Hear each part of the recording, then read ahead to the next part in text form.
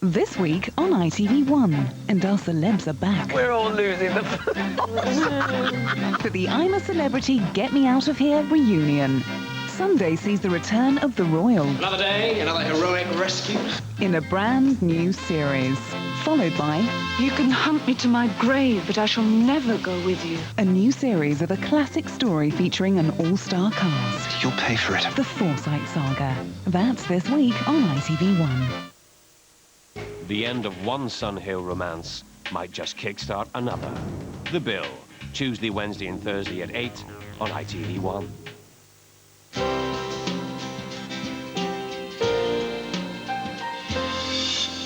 Now on ITV1, a taste of the exotic from your armchair on Wish You Were Here.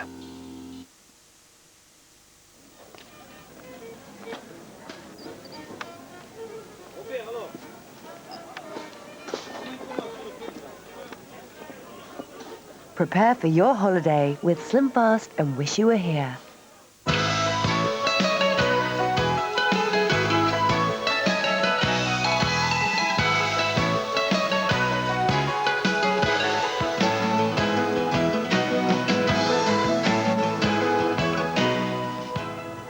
Hello and welcome to Wish You Were Here. This week from the capital city of Western Australia. Perth is a high-rise city with a relaxed attitude, but don't count on a holiday here being a rest. The same can be said for a survival weekend in Devon. Gordon Kennedy grasps the nettle, literally. Just kidding. In your holiday, we meet 5 ladies from Surrey with a spirit for adventure. They're on safari in Africa. And Russell joins the ranks of the hotel concierge. Will he cope with the rich and famous guests? No paparazzi. Travel the world with Wish You Were Here. Opinions on Perth seem to vary dramatically. One travel writer called it disappointing, whilst another one described it as stunning. But either way, it does have a reputation of being a very laid-back place with an easygoing lifestyle and rather good weather. It is, however, a long way from home. The journey time is 24 hours. The United Kingdom could fit inside the state of Western Australia about 9 times. It's a truly gigantic place. 1.8 million people live in the state, and 3/4 of those live here, in the most isolated state capital in the world. The bus service in Perth is excellent, and it's really easy to work out the fares because there aren't any. They're all completely free. And this grey one has wheelchair access. A good place to start exploring is King Street in the city centre. It's a fashionable place to hang out with a smattering of designer stores and coffee shops. This area is known as Perth's cultural centre. You've got the State Library and a selection of galleries, museums and theatres, all within walking distance of each other. Western Australia's art gallery was founded in 1895. The selling point, as far as I'm concerned, is that it houses a huge collection of Indigenous Australian art. It also doesn't cost anything to get in.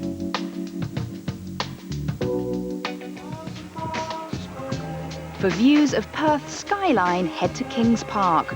4 square kilometres of park and botanical gardens. It's a great place to relax, or you could opt for a guided walk if you've got an hour to spare. Australia is renowned for its barbecue culture, but I wasn't expecting to find these. They're open-air, gas-heated griddle stations, and they're all over Perth in all the public places and completely free. You've just got to provide the food and cook it. The climate and outdoor culture contribute to the healthy living feel that Perth seems to exude. But that doesn't mean you can't have a good time, especially after dark. You'll find plenty of pubs and clubs, but not in the city centre. Head to Northbridge. Food and drink are cheap here, but it can be a bit rough around the edges. In Northbridge, you can get really good Asian food, and that's not surprising when you think that here in Perth, we're just as close to parts of Southeast Asia as we are to Sydney. And nearby, you'll find Subiaco, or Subi to the locals. It's a bit more trendy and upmarket, more expensive.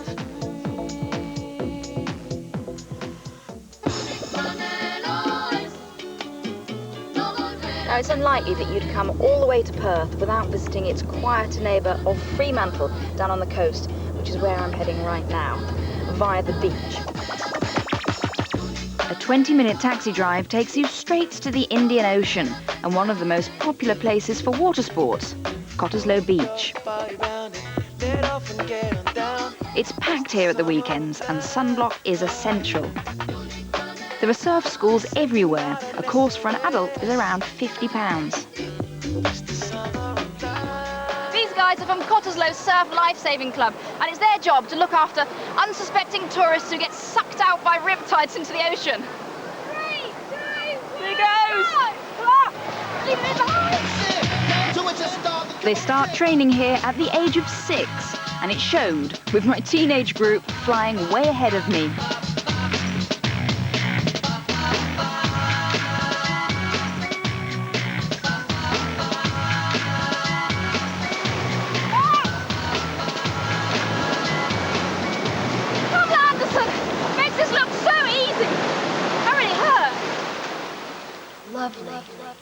Just along the coast, you'll find the town of Fremantle, or Freo.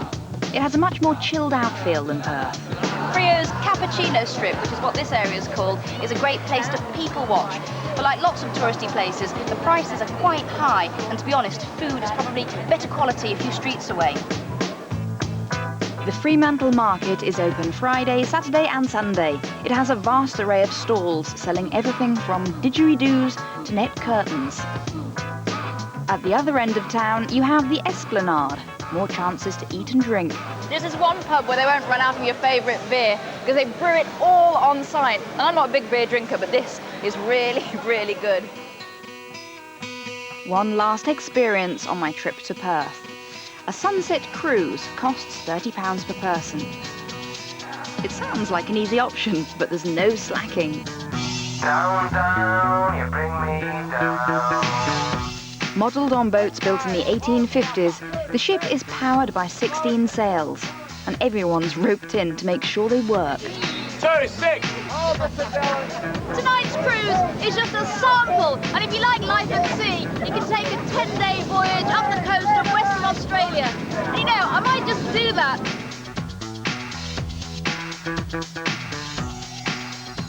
This November, a 12-night fly drive costs from £980 per person, including return scheduled flights and car hire.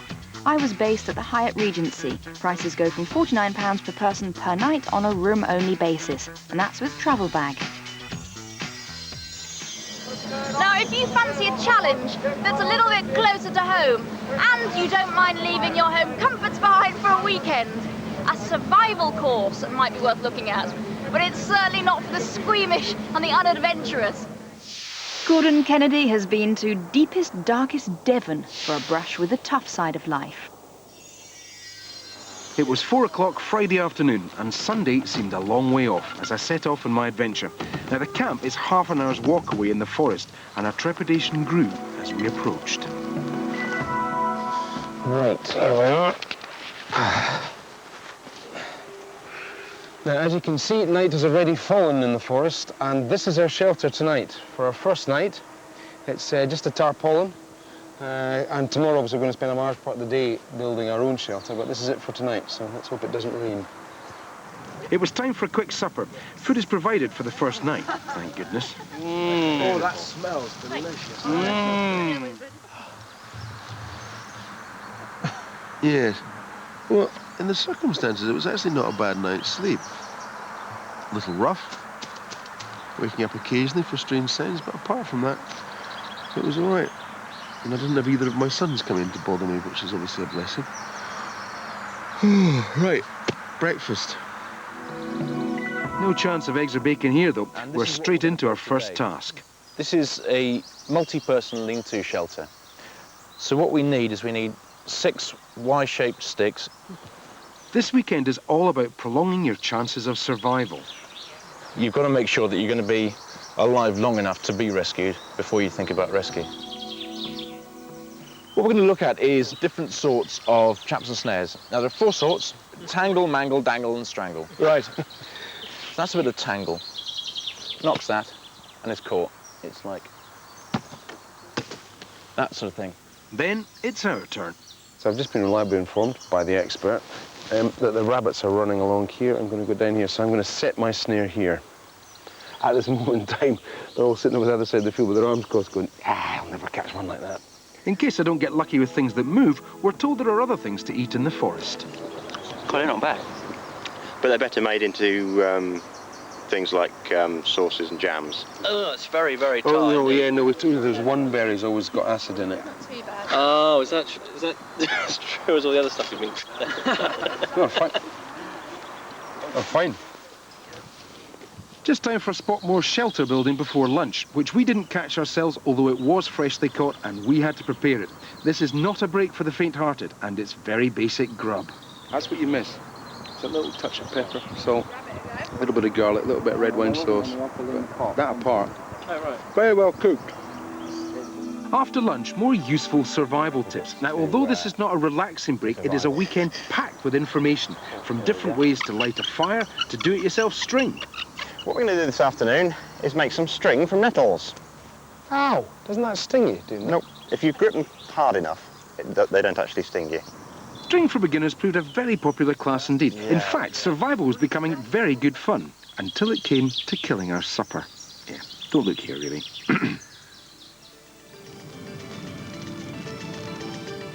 Everyone mucks in with the preparation of the feast, which was delicious. I've read anything that's going to be useful. This whole experience is new for me. I didn't have any expectations when I came here, and when I turned up and got the fish, I thought that was pretty cool. Yeah, I think it would persuade half the people that do it to become vegetarian. It's my last night, and although it's snug enough in our hand-built shelter, boy, am I looking forward to my own bed. The Survival Weekend takes place at 3 different locations this year, and it costs £129 per person. All food and drinks are provided. Your accommodation on the first night is a shelter, and on your second night you stay in a camp which you make yourself. And that's with Activity Superstore. Details of all the holidays featured on this programme can be found on our website at itv.com/wish, or you can turn to ITV text page 656. Don't go away. There's all of this still to come on Wish You Were Here. Russell finds out how a hotel concierge deals with demanding customers. And our ladies from Surrey swap horsepower for horseback on safari in Africa.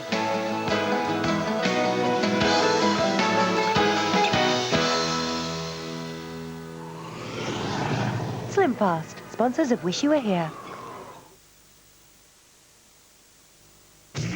Running in circles to protect your kids from the sun? Ombre Solaire becomes Garnier Ombre Solaire and creates the first SPF 30 trigger spray with cactus nutriflavins. It sprays 4 times faster with 4 times the coverage, increasing the skin's natural protection by 30.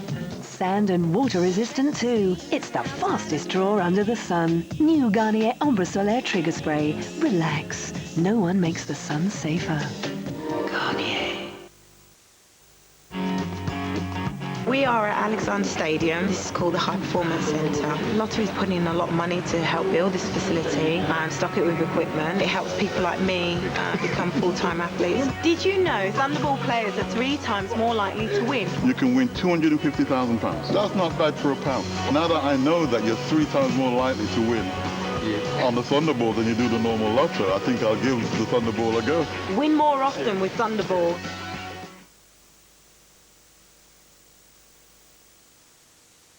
Next Sunday, Another day, another heroic rescue. some familiar faces return to our screens. My father's a sick man, only in the head. It's basically a poisonous snake roaming around the hospital. How silly of me not to realise. I don't need an examination, young man. I want a doctor. No change, does it? And a new romance could be blossoming between old friends. I'm never happier than when I'm just quietly with you. A brand new series of The Royal starts next Sunday at 8, ITV1. Slim Fast, sponsors of Wish You Were Here.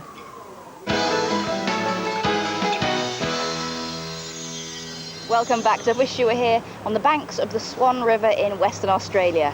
Time to leave Perth for a few moments though as we join Russell Amrasacre as he goes behind the scenes of the holiday industry.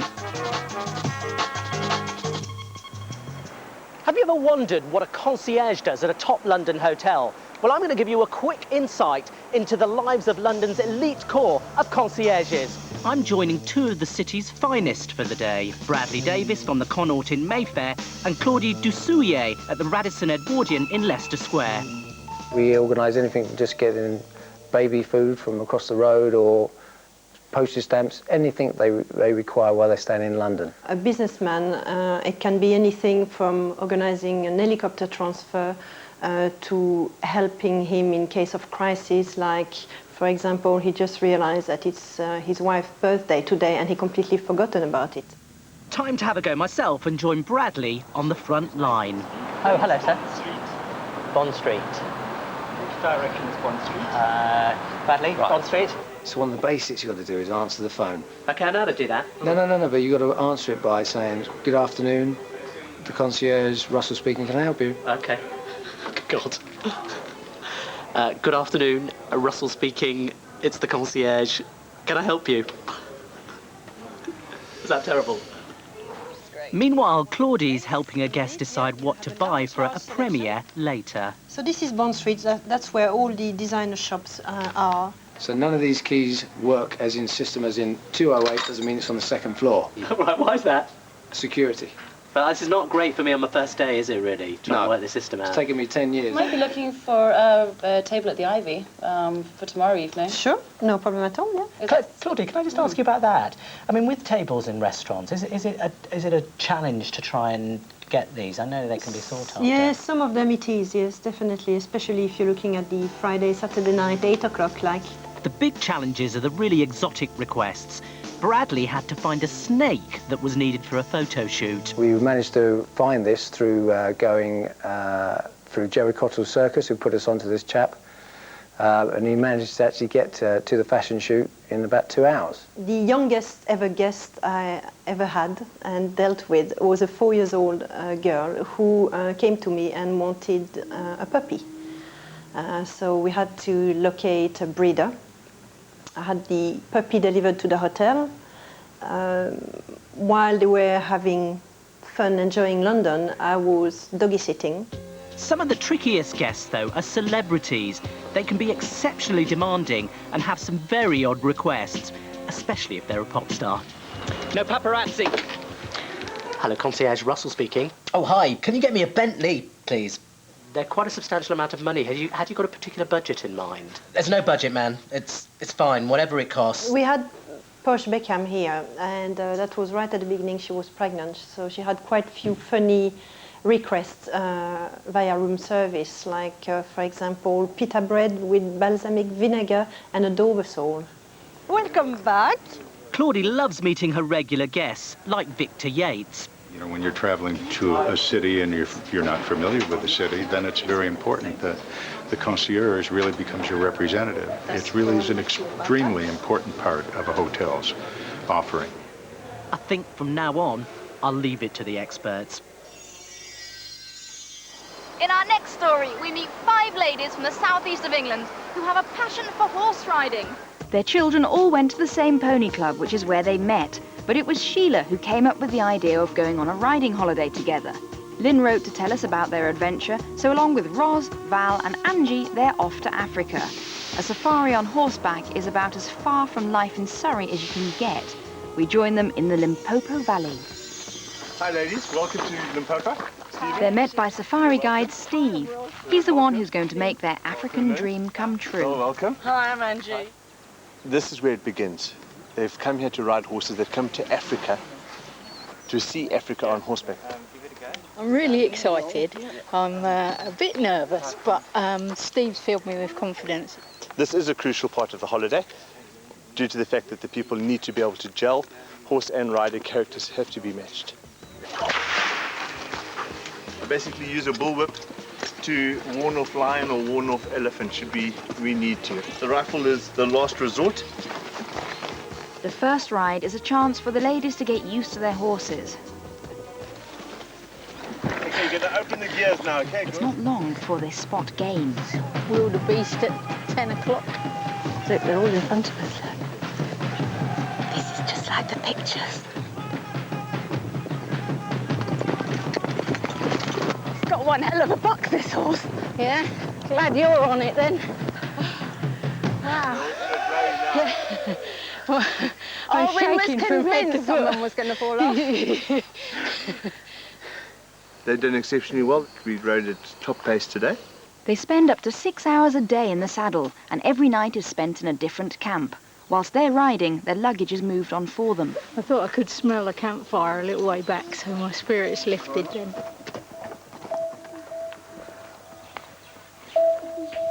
Here by the all. There's a lot to get used to when camping in the bush, but the group were well prepared. They've been planning the trip for years. They can't quite believe they're here. It's really nice in the afternoon after lunch.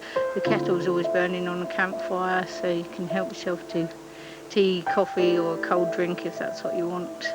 And it's good catch-up time to go over what you've seen. Evenings offer a different sort of excitement. Sometimes we're lucky enough to go for a game drive with our top guide, Bashi.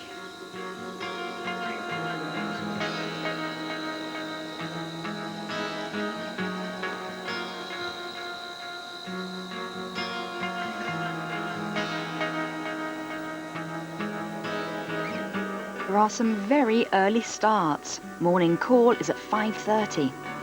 The ladies have been on a camping holiday together before, so sharing tents is not a problem. Usually. I wasn't quite sure whether something had come in from the bush or not, but when I switched my torch on, I realised it was just Rod snoring. I think they've had a good night's sleep, good breakfast, and going to push it a bit faster today.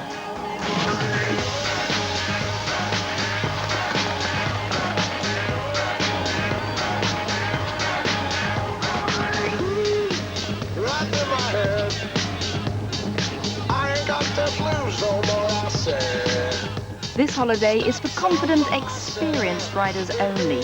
There's nothing between you and the wildlife, so you have to be able to react quickly. Situations that's quite tricky sometimes.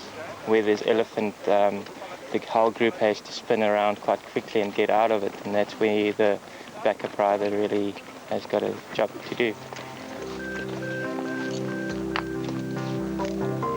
They can move so fast though when they want to.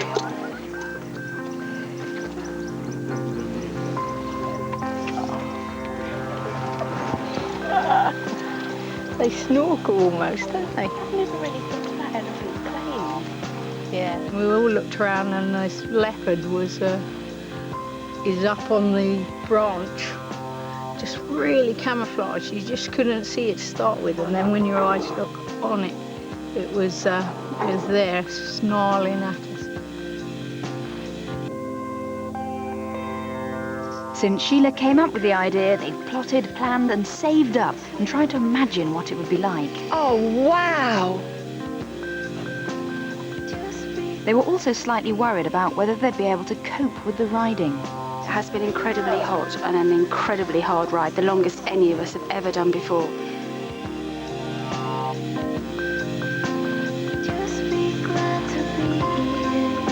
Now that we're here, this camp is amazing. It's just such a surprise to ride in here and see what has been set up for us. There's showers and there's toilets and the cook is here and the meal's being prepared, and so our spirits have risen. We were flagging a bit as we rode in, all of us. Oh, this is so lovely. I've waited all morning for this shower. Oh, hot and cold water out here. It's just nice. Last night we climbed up to the top of this rock, and if somebody had stood at the bottom and told us we were going to be up there to watch the sunset over Africa, we'd have lost it. But no, we all climbed to the top and it was well worth it. It was fabulous, yeah. Very emotional up there it was yesterday.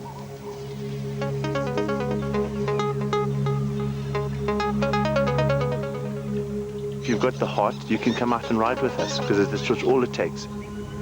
This holiday is a completely diverse experience to life at home. It's lovely to have had the chance to do it. It's a chance of a lifetime, holiday of a lifetime, really. I think we're all proud of ourselves. We've all proved to ourselves with this holiday that life really does begin at 50. 7-night holiday starting at the Fort Jameson main camp and staying at mobile safari camps in the wilderness runs between April and October and costs from £1,795 per person. This price includes all rides, scheduled flights, meals and accommodation. Game drives cost around £20 per person, and that's with In the Saddle. That's all from Wish You Were Here, Down Under. I'll see you next time. And we're travelling the world on Wish You Were Here next Sunday at the same time, 6:15. Well, stay with us for the news in a few moments, and then Sam's persistence finally pays off. Find out why in Emmerdale at 7.